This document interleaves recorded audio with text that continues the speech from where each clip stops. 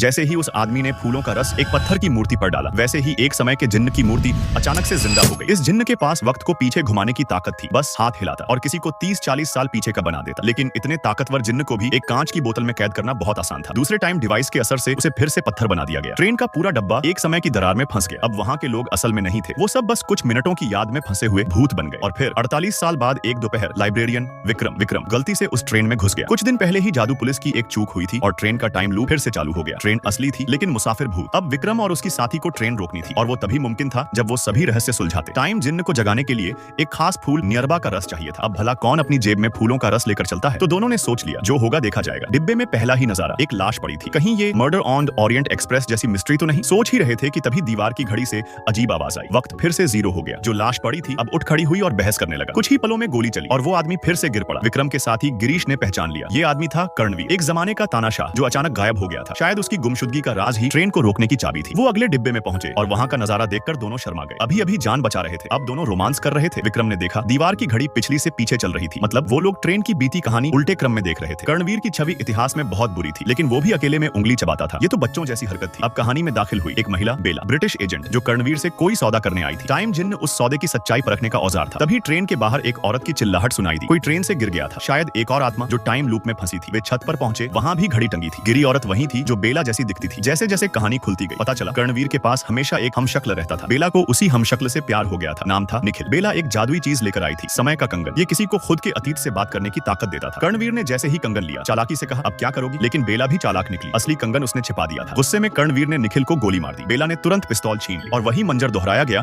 जो विक्रम ने पहले देखा था। बेला और निखिल छिप गए, पर भागते वक्त बेला ट्रेन से गिर गई। उसने वादा किया था मैं लौट के आऊंगी, पर अब वो वादा अधूरा रह गया। 44 साल बाद विक्रम और उसकी टीम ने बेला को ढूंढ निकाला। अब 77 की उम्र में भी वह एक सच्ची जासूस थी। बेला चाहती थी अतीत में जाकर निखिल को अलविदा कहे। गाड़ी की छत पर चढ़ाकर बेला को ट्रेन में चढ़ाया गया। ट्रेन के टाइम फील्ड और हकीकत अब मिलने लगे। बेला ने दीवार की घड़ी से कांच हटाया, असल कंगन वहीं छिपा था। जैसे ही विक्रम ने हाथ बढ़ाया पीछे से दरवाजा खुला। कर्णवीर असली शरीर में वापस आ चुका था। उसके आदमी ने कंगन छीन लिया। कर्णवीर अब कंगन के जरिए अतीत को देख सकता था। बेला की हर चाल पहले ही जान लेता। ट्रेन शहर की ओर बढ़ रही थी, अब और वक्त नहीं बचा था। विक्रम ने फिर से लाइब्रेरियन वाली पहचान बताई। वक्त के कंगन का इस्तेमाल नियमों के साथ होना चाहिए। जैसे ही कर्णवीर थोड़ा बेफिक्र हुआ, विक्रम ने चुपके से कंगन छू लिया और अपने अतीत के खुद को संदेश भेजा। ट्रेन चढ़ने से पहले नियरबा फूलों का रस जरूर साथ रखना। अब जो शुरू में हमने देखा वो इस बदलाव का नतीजा था। कर्णवीर फिर से एक कोशिका बन गया। बेला ने निखिल को अलविदा कहा। विक्रम की आंखें नम थीं, वो भी अतीत में किसी से एक वादा करके आया था। ट्रेन रुकी, आत्माएं रिहा हुई, सब खत्म हुआ। बेला ने हाथ पकड़कर कहा जब किस्मत दोबारा मौका दे तो हिम्मत करके उसे पकड़ लेना चाहिए। अब विक्रम के सामने था, क्या वो कंगन लाइब्रेरी में जमा करे या अतीत में लौटकर अपने वादे को पूरा करे।